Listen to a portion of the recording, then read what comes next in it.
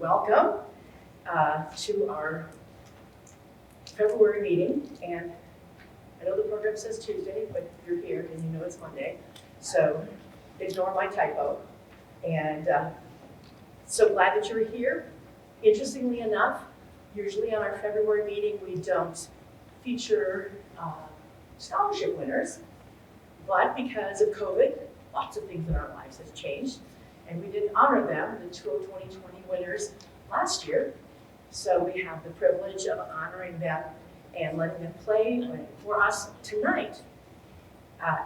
As a result of passage of time and their being in college in various locations, we're going to begin our program with 3 video performances of the winners of previous music camp scholarships.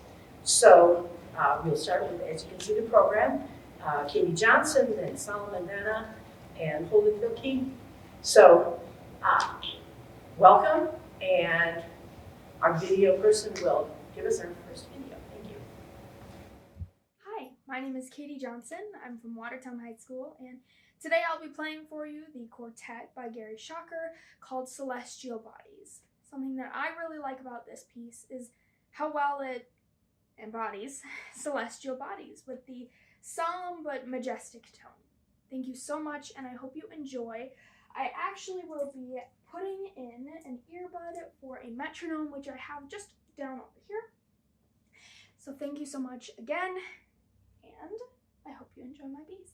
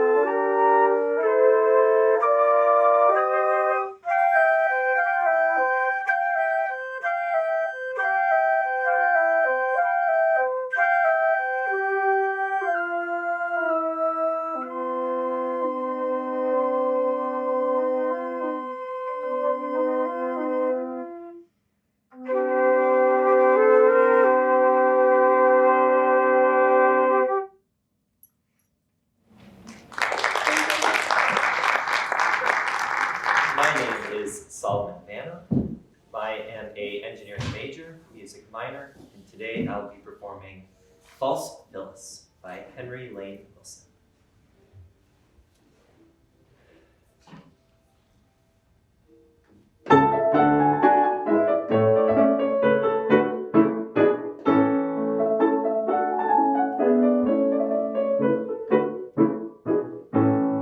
Exact to appointment, I went to the grove to meet my fair Phyllis and tell tales of love. But judge of my anguish, my rage and despair, when I found on arrival the Phyllis was there.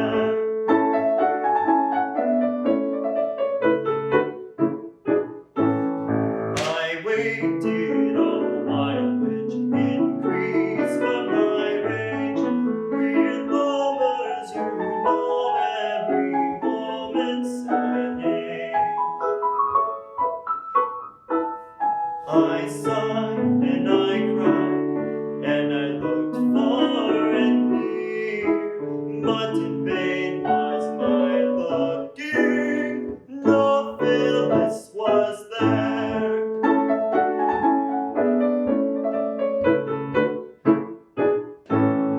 To wait any longer I thought was in vain, so I trudged o'er the fields to my cottage again. With oh, to my grief, in a grove that was near, I beheld the false Phyllis with David was there.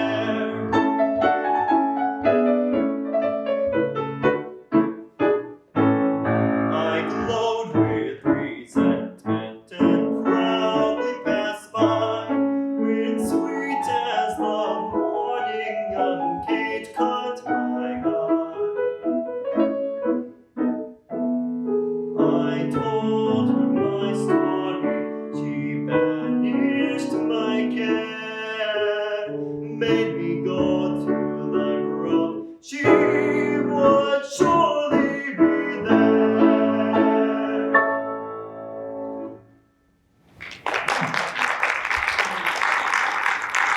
Good afternoon. My name is Holden Thilke and I am from Watertown High School. Today I will be performing for you Sonata Opus 19 by Paul Creston. And something that I found interesting about Paul Creston was that he composed numerous concertos during his lifetime, including 2 for violin, 1 for marimba, accompanied by orchestra, and most surprisingly to me, 1 for accordion. Here is my original of the piece. And today I will be performing movements 1 and 2 for you. I hope you enjoy.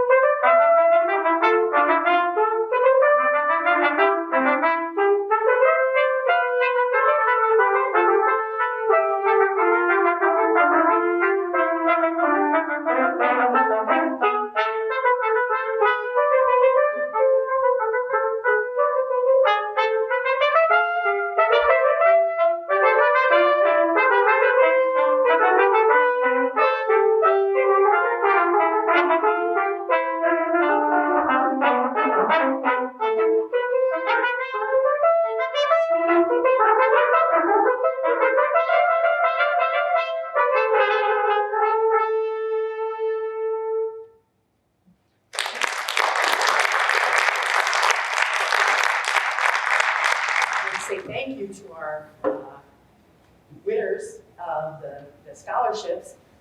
Appreciate so much you sharing your talents with us. At this point, we'll start transitioning, and the performers from now on are members of our organization, or friends of them.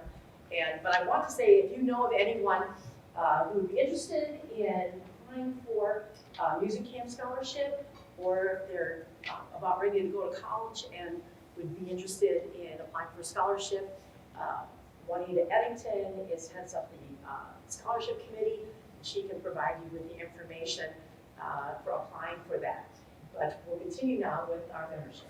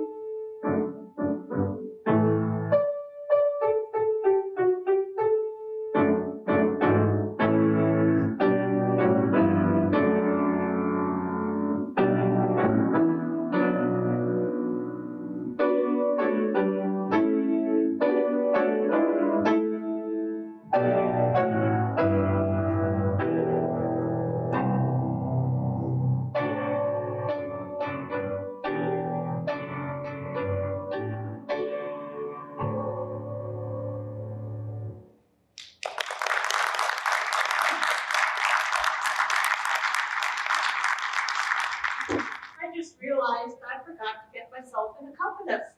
If I'm going to sing a carol, what do? When Vicki asked if I perform tonight, I said, sure, I know exactly what I'm going to do. Carol sings a carol. Is that appropriate for me, Carol, to sing a carol? Well, I'm not a singer. I'm a player. And I'm also a reader. Carol Sings a Carol is actually a poem. I read this poem in elementary school for our Christmas program up in Chippewa Falls. The teacher was planning the program, and she had this carol that she wanted to be read. And since I was the only carol in the class, she asked me if I would read it. So I hope you enjoy the words to Carol Sings a Carol.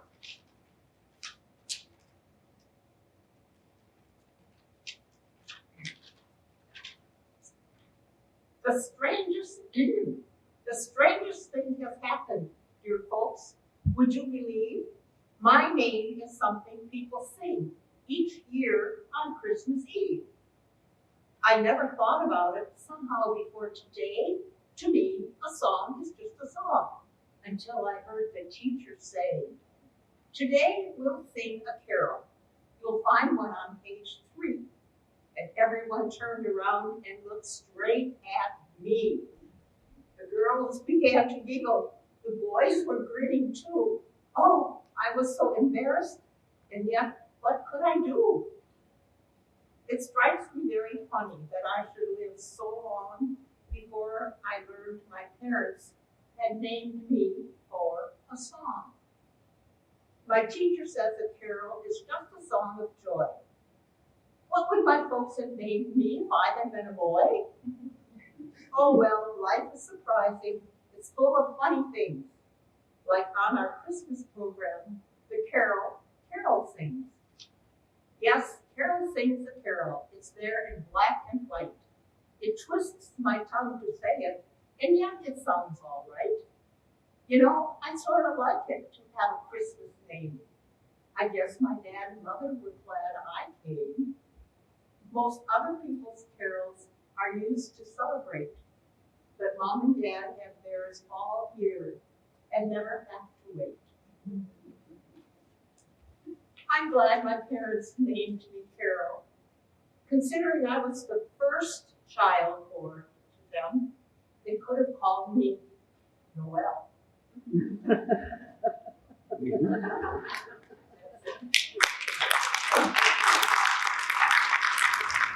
I need to explain this little 1 minute and 20-second piece that I am going to be singing you. It is part of a larger collection, a set of 5 poems written by Marjorie Fleming.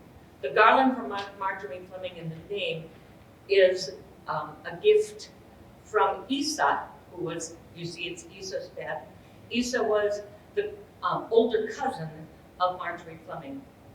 And about 50 years after Marjorie's death, she published a set of the poems that Marjorie had written, and it became a very famous work, all of her works, in Victorian England.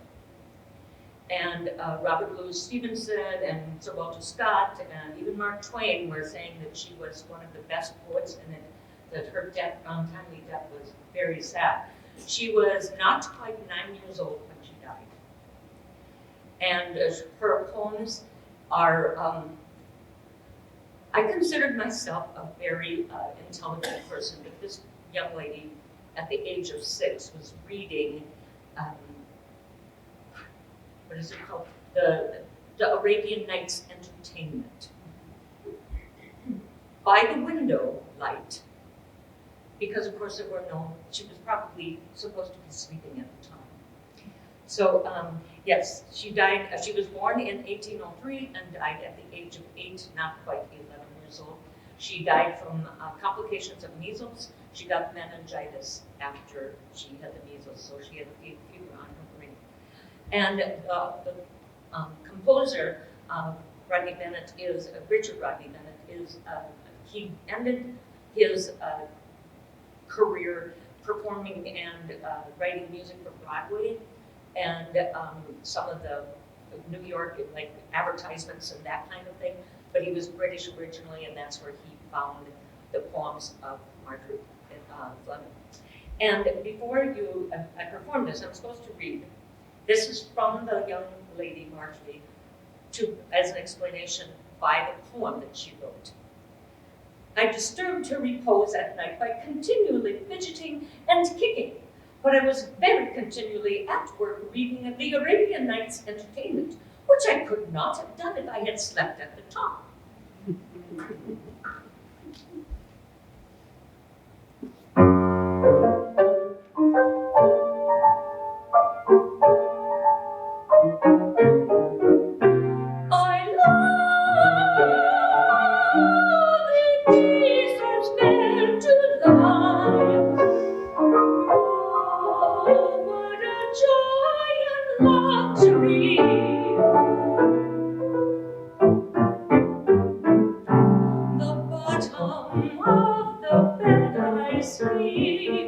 And with good care I myself keep. A thigh of praise, her feet of lilies.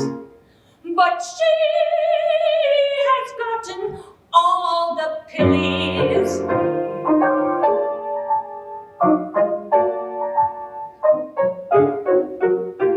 Her neck I never can embrace. But I do hold her feet in place. But I am sure I am contented, and of my follies am repented. But I am sure I'd rather be in a small bed at liberty.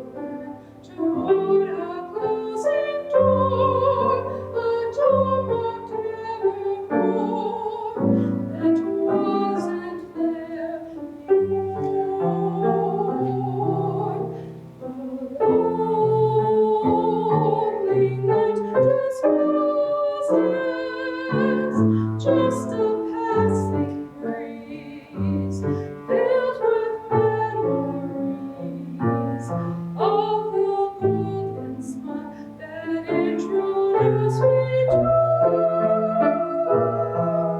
the days of wine and roses and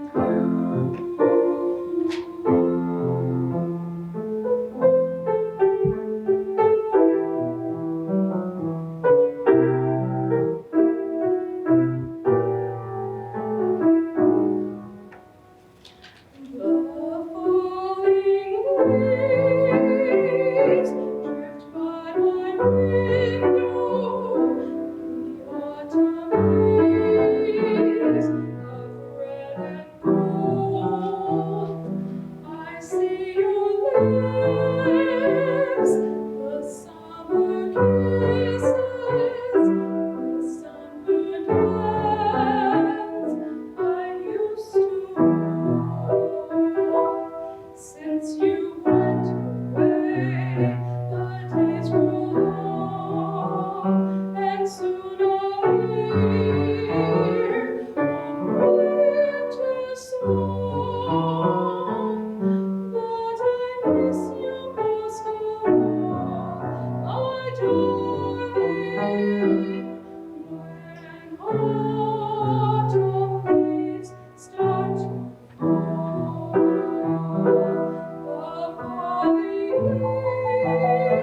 When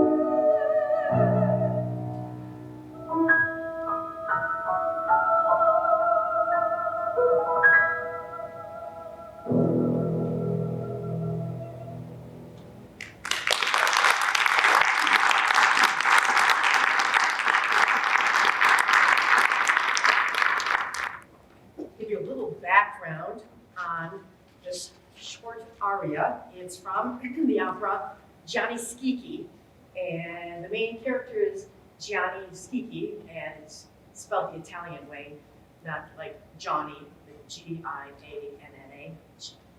Gianni. And it's all wrapped, the story's wrapped around a very wealthy man who passes away, and all the people who are disgruntled because they think they should get part of his inheritance. And wrapped up in the story is the daughter of Gianni Schicchi, Loretta, who's in love with a guy named Ranuccio. And if the will goes the way it exists, she will not get to marry the man that she loves. So her daddy, Gianni Schicchi, is swayed by the song that she sings to him, pleading for him to figure out the way, because she could not live without Ranuccio. And this is where the aria occurs. And there's a whole bunch of crazy stuff that happens after. It's a comic opera where Gianni Schicchi poses as the dead guy and says he's not dead, and he changes the will, and nobody goes to jail. Crazy but true. Anyway, so this is Loretta pleading her father. Oh, dear father, please don't make me not marry the guy I love.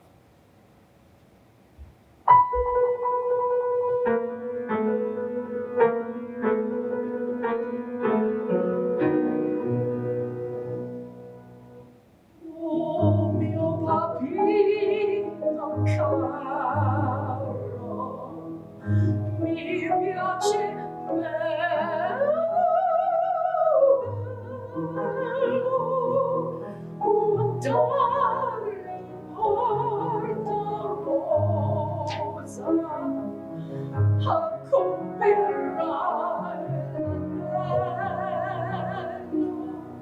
sì, sì, ci voglio andare, e se non amasse andrei sul ponte vecchio, ma per buttarmi in arno mi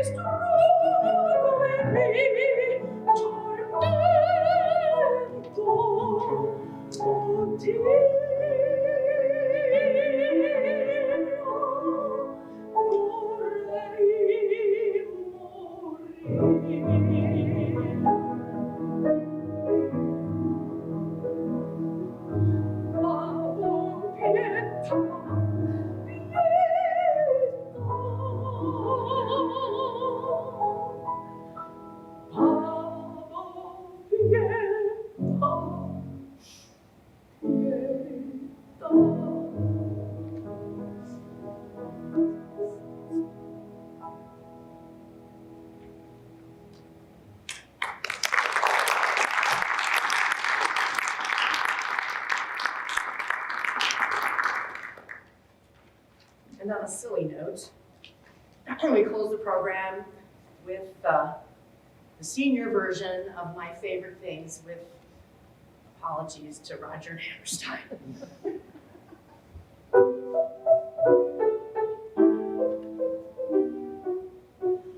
Maylocks and nose drops and needles for knitting, walkers and handrails and new dental fittings, bundles of magazines tied up with string.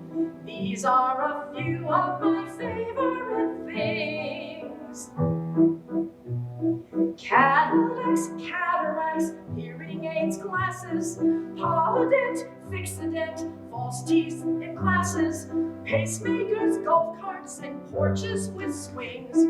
These are a few of my favorite things. When my pipes leak, when my bones creak, when my knees go bad, I simply remember my favorite things, and then I don't feel so bad.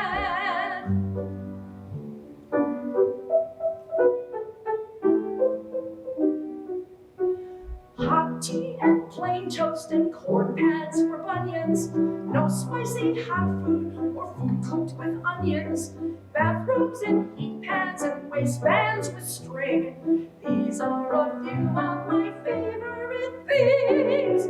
When the joints ache, when the hips break, when my eyes grow dim, I simply remember the great life I've had, and then I don't feel so bad.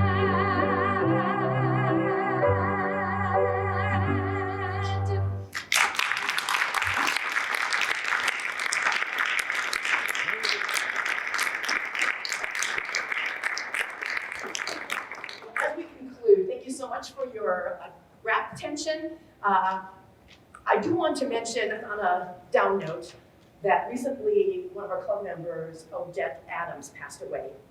She was a very, very faithful, loving woman, and we're going to miss her greatly. And so do pray for her family at this time. Also, as you exit, feel free to make contributions to our scholarship fund. That's what we try to keep young people going to camp and going to music schools. And also, the back of your program is listed what our program is a month from now.